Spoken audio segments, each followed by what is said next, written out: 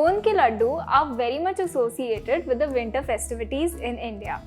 But if you're living away from home, it's very difficult to be a part of this. So today I have a solution for you. We're making deconstructed Gondh ke laddu, which is travel friendly. Let's see how to make it. The first thing that we're going to tackle is the Gondh or gum arabic, which comes in crystal form. We're going to grind this in a mixer completely till it's in powder form. This is 1/4 cup of Gondh. After a few pulses, it has turned into this powder crystallized form. Now I'm going to take it out into my bowl. Now to this, I'm going to add 1/4 cup of ghee. I'm going to mix it and set it aside for 15 to 20 minutes. While the Gondh layer is resting, let's move on to the next layer. We have whole wheat flour here, which is usually used to bulk up the Gondh laddus. I'm going to mix this with some poppy seeds, jaggery and our flavorings, that is ginger powder and cardamom powder. So let's begin by roasting our whole wheat flour with the poppy seeds. I'm going to add poppy seeds to this. The poppy seeds will turn into a golden brown color and they will also start popping. Once they are evenly colored, you can take them out in a bigger bowl and let them cool completely. Next, we are going to roast our whole wheat flour. Roasting the whole wheat flour releases a very beautiful nutty flavor from it, and it also ensures that it will last longer because it also gets rid of all the excess moisture from the flour. The flour is properly roasted. I'm turning off the flame. To the hot flour, I'm going to add in jaggery powder, ginger powder and cardamom powder. If the jaggery that you're using is very soft, you need to dehydrate it. So you can just dry roast it on a pan. I'm just going to crush the jaggery granules. As it heats up, it will soften.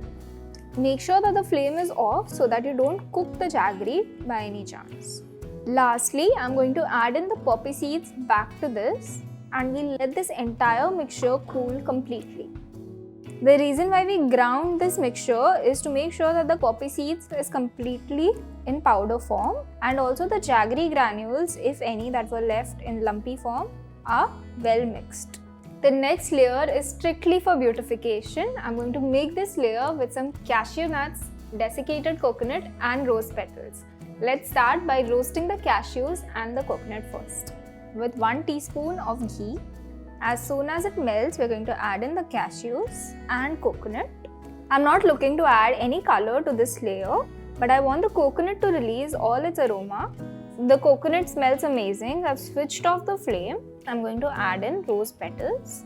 Around 1 tablespoon should be enough, just to give it a hint of color. The rose petals, when they come in contact with this little bit of heat, will also release their aroma. Time to cool this down as well. Now for the simplest layer, we're just going to mix some chopped pistachios that have been roasted and some chopped roasted almonds. Just mix it around and our next layer is also ready. Coming back to our very first component, this is our gum and ghee mixture which we are now going to cook. I'm just adding to the pan and I'm going to cook this on medium to low heat.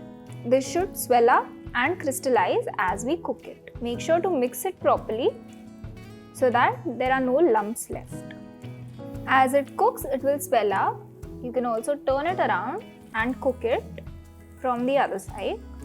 As the Gondh starts cooking, you'll be able to crumble it up and that's when you'll know that it is completely cooked. If it stays intact like this, it's not done yet. So keep cooking it as you crush it.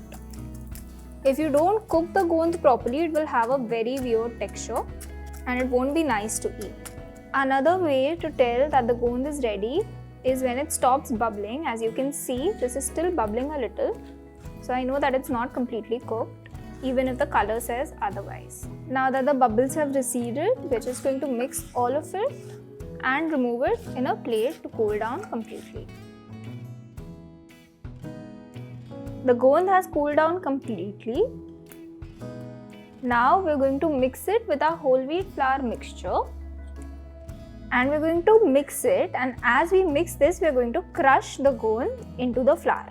You should be able to do this very easily with your fingers itself. After mixing, this mixture looks so amazing. It tastes so good as well. Now we're going to assemble this in a jar, half of this mixture.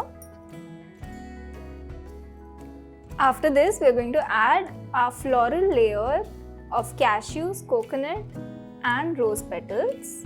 I'm going to add a few extra rose petals on the side just because they look so pretty. Every time you add a new layer, make sure that the top one is kind of flat so that the layers are evenly visible from outside. Next, we're adding in our roasted and chopped nuts. Repeating it with our Gondh and whole wheat flour layer. As the level rises, it's easier to flatten it out. Our cashew and coconut layer. And lastly, our chopped nuts. Some rose petals on top so that you're welcomed with a floral aroma as soon as you open the jar. This is the entire winter season of my childhood packed in a jar. Now you can eat this by the spoonfuls, or there are two other ways to use it as well. You can mix it completely and add hot ghee to it to turn it into laddus. The other thing that you can do is add the entire mixed portion of this to a little bit of hot milk and turn it into raab. This stays good for up to a month in a cool and dry place, but if you are in a very cold region, this will last you the entire winter season. Try this out, send it to your kids if they live away from home, and let me know how it turns out. This is Chef Bhumika signing off from Rajshri Food.